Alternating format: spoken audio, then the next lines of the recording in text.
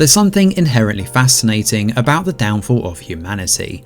We've had a number of different stories tackle this idea, dating all the way back to the 1800s up to present day. When it comes to media like TV shows and movies, a lot tend to gloss over the pre and current phase of the downfall, rushing straight into the post-apocalyptic vibe of a world destroyed and a small pockets of humanity scrambling to try and rebuild what they've lost. Whether it be a zombie juggernaut like The Walking Dead or Stephen King's masterful epic The Stand, there's undoubtedly a lot to choose from in this field. In terms of fiction that follows the slow, gradual downfall of humanity, there are a few to choose from. The novels On the Beach, Lucifer's Hammer, which is one of my personal favourites, and The Last Policeman are all solid choices, while you could also point to the harrowing drama Threads on the BBC as another good choice. The point I'm trying to make here is that this is an incredibly crowded field, so if you're gunning to be the new kid on the block, you need to do something to stand out from the pack. This brings us along nicely to the new apocalyptic thriller, Homestead. Homestead isn't an entirely new concept and is based on the Black Autumn books, written by Jeff Kirkham and Jason Ross. The premise is simple, and this movie wastes absolutely zero time getting to the crux of the drama. An attack rocks America to its core.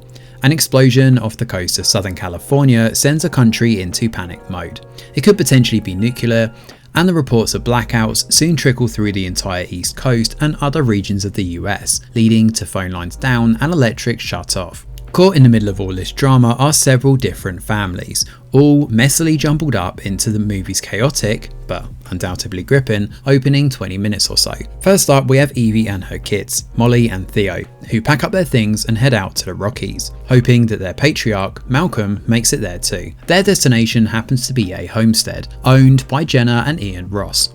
Ian is probably the best prepared out of anyone here, given he's a billionaire with a lavish house out in the countryside, away from a ravenous urban population and with plenty of food to see them through. However, he's also incredibly naive too. Step forward Special Forces Commando Jeff Erickson. Between an estranged relationship with his son Abe, Jeff finds himself prepping for everything turning south quickly in the wake of this apocalypse. He's a realist through and through, and he packs up his gear and heads for the homestead with wife Tara and kids Georgie and of course Abe himself. As everyone joins together at the homestead, the drama screeches to a grinding halt, playing out as a character drama rather than an action-packed thriller, but closer in tone and feel to an extended pilot episode of a TV show than actually fleshing any of these people out in a meaningful way. There's a ripple of religion and faith throughout the movie too, gluing everything together, along with teasing glimpses of dissent and tension, but it's all wrapped up with a cheesy and rushed conclusion that doesn't really give any conclusive answers to, well, anything. I understand the idea here is to get more people interested in the upcoming TV show, but it does feel a bit cynical to promote this as a standalone film, entice people into the theatres with their hard-earned money for an apocalyptic romp, only to then be left with the end is only the beginning. In reality, this is just chapter one of a larger project. That's not to say what's here is bad, but on its own, it's hard not to come away feeling a bit empty and disappointed. It's not helped either by the pacing of this thing, which is unwieldy and surprisingly uneven. The first 20 minutes are a rip-roaring, tense, nail-biting affair, and you'll genuinely find yourself gripped by every twist and turn. As the sky turns to an angry shade of red and the camera pans across our characters' faces, you really get the sense that this is going to be a gripping thriller. Alas, those moments soon flicker away, and instead we get slow, ponderous drama at the homestead. The trouble is, once we get there, the drama we do get doesn't have much in the way of long-lasting effects. Say what you will about the second season of Walking Dead, that series had a ton of drama, thanks to the ongoing conflict between Shane and Rick.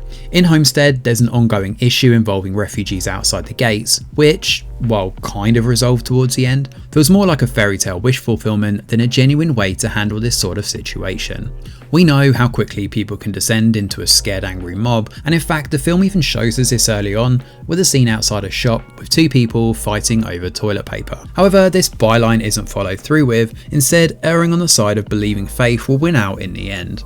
Sure, it's an admirable theme, but in a film that's trying so desperately to be grounded in reality, this feels like a strange inclusion given how people people would actually react in this scenario. It also completely undermines Jeff's character too, who spends most of the movie trying to straighten out Ian and get him prepped for things turning south. Sure, that could still happen in the show, but judging this movie on its own, where we get a training scene with guys using guns out in the woods to prepare, there are so many redundant threads that just aren't followed through with. In terms of the script we do get, the character drama feels unsatisfying and never really expands beyond superficial plot points.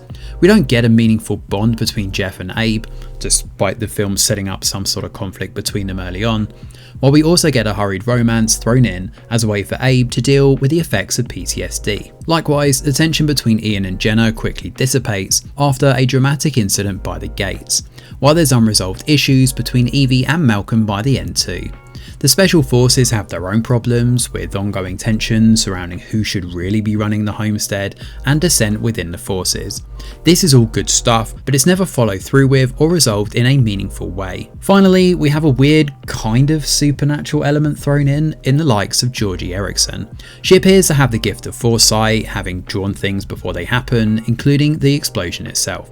This inclusion feels quite similar to NBC's manifest for the religious connotations and premonitions, but the film never quite knows what to do with this. So instead it waits until the very end before throwing in a "here's what's coming up with Georgie" with her for the show that should be released next year. While the initial idea behind Homestead is good, the execution leaves a lot to be desired.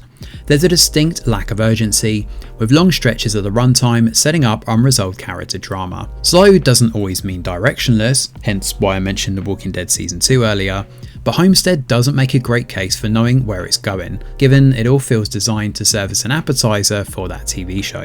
Homestead isn't a bad movie, but similarly it's not one I'd recommend spending money on to see in the theatres in its current state. For a streaming pilot, this is pretty good, but without a proper conclusion to all of this, it's hard to gauge how well this one's going to handle the source material moving forward. Unfortunately, Homestead is, in its current state, a slow, ponderous lesson in mediocrity. Thanks for watching, and do let us know your thoughts in the comments below. Smash a like or subscribe to the channel, your support is very much appreciated. I'm Greg Wheeler, and from all of us over here at The Review Geek, we'll see you on the next video.